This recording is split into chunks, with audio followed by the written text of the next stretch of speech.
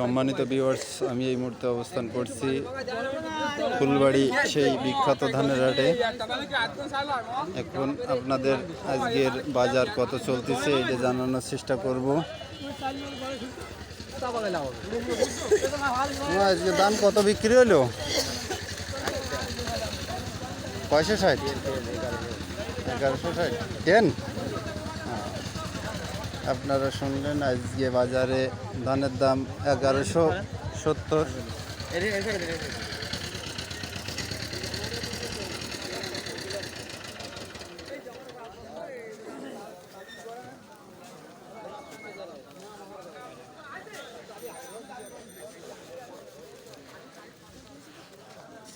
ভাইনে কত ধান বিক্রি হলো আজকে বাজারে?